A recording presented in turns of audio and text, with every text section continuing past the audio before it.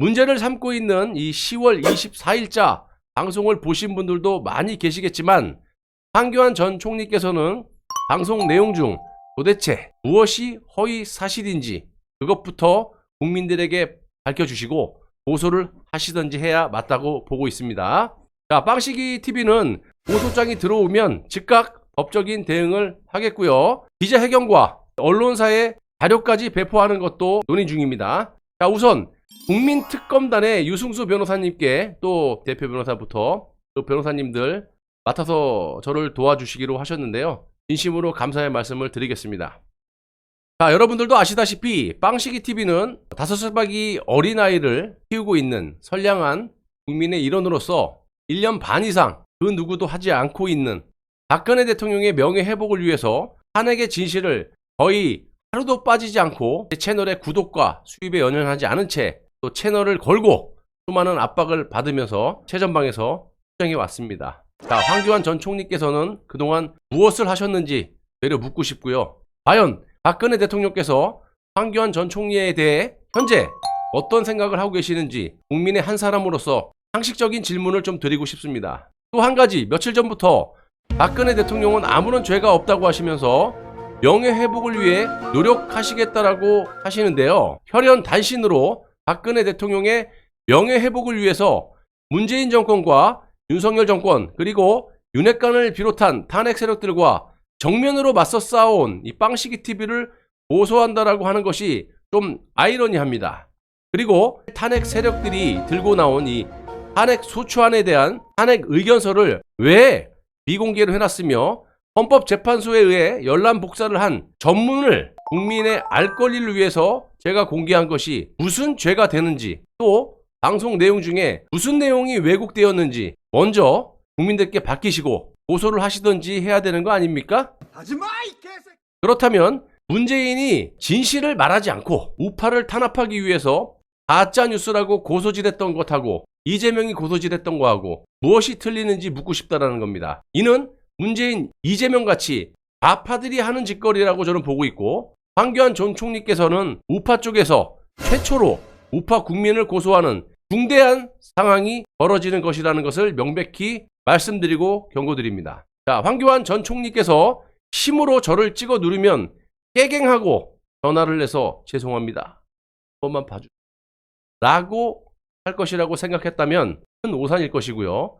또한 이 건에 대해서 김평우 변호사님을 비롯해서 많은 분들이 다뤘던 점을 비춰봤을 때 저뿐만이 아니라 형평성에 맞게끔 싹 다 고소를 하시고, 특히 당시 이 사안에 대해서 보도를 했던 수많은 언론사도 다시 고소를 해주시기 바랍니다. 왜 저만 합니까?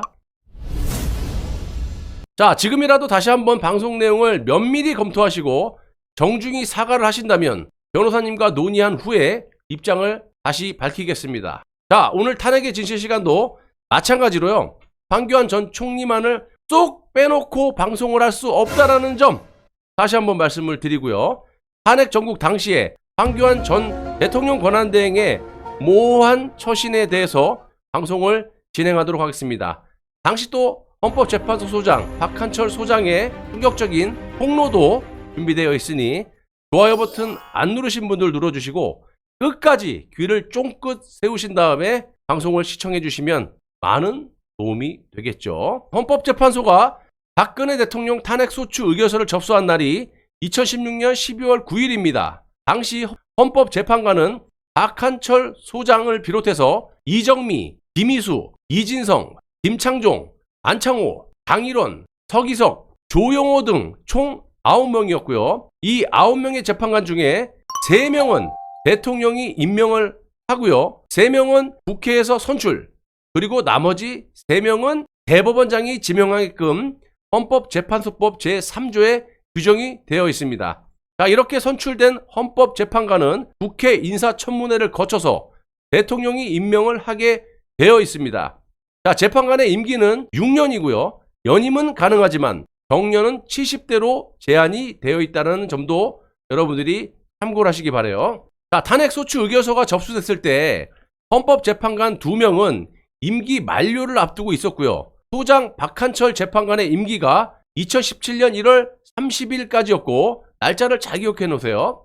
박근혜를 파면한다. 이 주인공인 이정미 재판관은 2017년 3월 13일이었습니다. 헌법재판소법 제6조 재판관의 임명 제3항에는 재판관의 임기가 만료되거나 정년에 도래하는 경우에는 임기 만료일 또는 정년 도래일까지 후임자를 임명하여야 한다 라는 강제 규정이 명시되어 있다는 점도 여러분들이 반드시 참고를 하시기 바랍니다. 자, 이정미 재판관은 대법원장이 지명한 케이스여서 당시 대법원장이었던 양승태는 이정미 재판관의 임기가 끝나기 전인 2017년 3월 6일 이선의 변호사를 후임자로 지명을 했고요. 그러면 이정미 재판관의 임기가 며칠이라 그랬어요? 3월 13일이라 그랬죠. 잘 기억해 놓으세요. 국회 인사청문회를 통과한 이선의 지명자는 대통령 권한대행 황교안에 의해서 2017년 3월 29일 헌법재판관에 임명이 됩니다. 자, 여기서부터가 오늘 방송의 핵심이라고 봐도 과언이 아닌데요. 박한철 재판관은 대통령의 몫이기 때문에 대통령 권한대행이었던 황교안이 부임 재판관 지명권과 임명권을 갖고 있었다라는 겁니다. 박한철 재판관의 임기가 끝나가는데도 불구하고 법무장관과 국무총리를 지낸 황교안은 자신의 권한을 행사하지 않았다라는 거예요. 이에 당시 자유한국당 의원이었던 나경원이 대통령 권한대행 황교안에게 박한철 후임의 재판관 임명을 촉구까지 했지만 황교안은 외면해버립니다. 이것도 허위사실이에요? 팩트죠. 그 당시 대권주자 중에 한 명으로 거론된 황교안의 의도가 무엇인지는 아직까지도 모르지만요. 며느리도 몰라요. 황교안은 언젠가는 반드시 역사의 법정에서 그 진실을 밝혀야 하는 것이 한때 대한민국 최고 국정 책임자 지위에 있었던 사람으로서의 책임과 의무일 겁니다. 상황이 이렇게 돼버리자 박한철 재판관 후임자의 지명권은 어떻게 되겠습니까? 황교안이 지명을 안 했으니까. 바로 문재인에게 후임자의 지명권이 넘어가게 된 거죠. 자, 문재인은 2017년 8월 8일 박한철 재판관의 후임으로 이유정 변호사를 내정했지만 국회 인사청문회를 통과하지 못하자 같은 해 10월 18일 광주 고등법원장이었던 유남석을 재지명해서 유남석이 현재 헌법재판소 소장이 돼버렸던 겁니다. 소름 돋지 않습니까? 여러분, 이건 누구에게 책임을 물어야 되는 거예요? 또 제가 허위사실을 유포했다라고 황교안 전 총리는 고소하실 겁니까? 또 당시 무슨 희한한 일이 벌어졌었느냐? 박한철 자신의 후임자 임명이 지체가 되자 헌법재판소장 박한철은 되게 중요합니다. 이것도 임기 만료 6일을 앞두고 2017년 1월 25일 헌법재판소 심판정에서 열린 변론기일에서 폭탄 선언을 하게 됩니다. 취지는 이렇습니다. 제 임기가 1월 30일에 만료되고 다른 한 분의 재판관 역시 이거는 이정미 재판관이죠. 박근혜를 파면한다. 3월 13일 임기 만료를 목전에 두고 있다. 그럼에도 후임자 임명 절차가 전혀 이루어지지 않고 있다. 심판 절차가 지연되는 경우 심판 정족수, 그러니까 재판관 6명 이상을 가까스로 충족하는 7명의 재판관만으로 재판을 할 수도 있는데 이는 심판 결과를 왜곡시킬 수 있다. 따라서 늦어도 3월 13일까지는 3월 13일 뭐예요?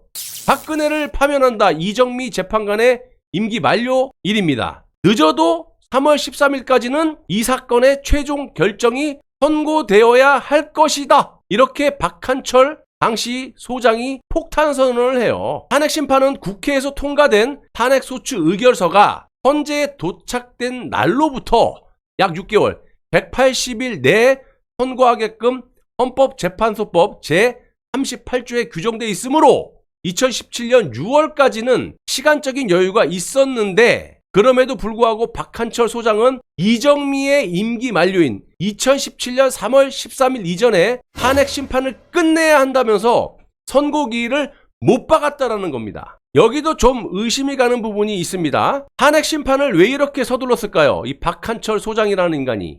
그것도 날짜까지 못 박아서. 박근혜를 파면한다라고 한 이정미 재판관의 임기 만료가 바로 3월 13일이라는 거예요.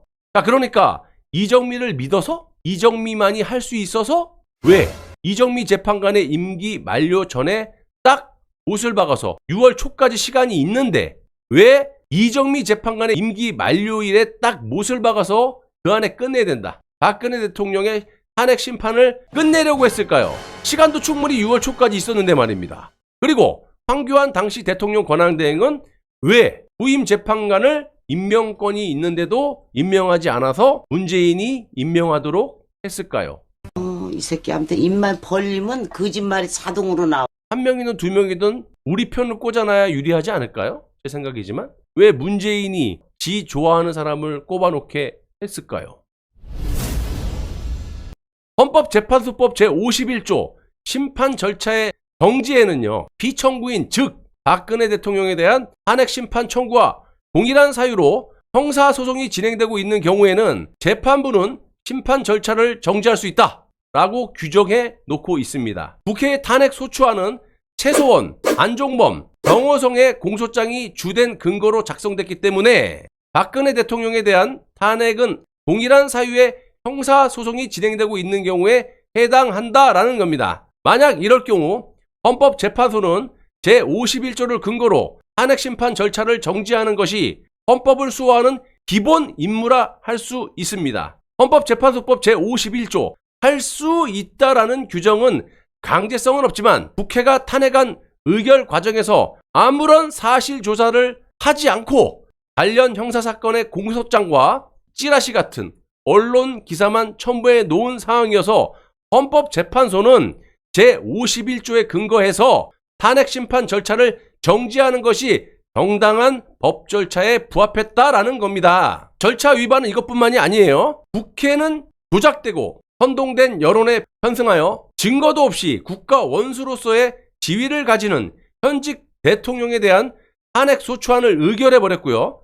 헌법재판소는 재판관 2명의 자녀 임기가 얼마 남지 않았다라는 정말 대단히 우연한 사정을 이유로 심리기간을 제한한 다음 못 박은 다음 쫓기듯이 심판 절차를 진행했다라는 겁니다. 심지어 헌법재판소 구성 권한을 가진 대통령 권한대행, 즉 황교안 전 총리, 국회 그리고 사법부는 또 다른 헌법기관임에도 불구하고 헌법재판관에 대한 지명권을 행사하지 않는 매우 이상한 방법으로 헌법재판소 거리 사퇴를 방치했다는 겁니다. 더 나아가서 헌법재판소는 8명의 재판관 체제 하에 무조건 결론을 도출해야 한다는, 즉 문명국가에서는 상정하기 힘든 현실론을 명분으로 내세워서 진실규명이라는 본연의 의무를 외면한 것입니다. 이른바 촛불난동이라는 광화문 광장의 인민재판은 헌법과 헌법재판소법을 무력화시켰고, 헌법재판소는 이런 일련의 분위기에 기대어 탄핵의 형식적 절차를 완성하는 용도로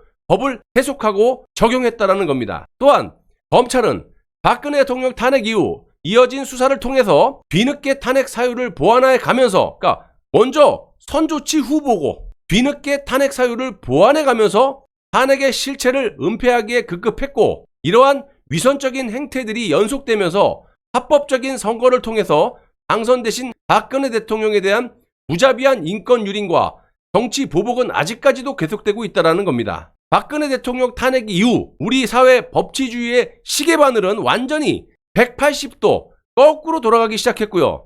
이건 법치주의라고 보기 힘든 희한한 인들만이 난무하고 있다는 것을 여러분들께 이 자리를 빌어 고발합니다.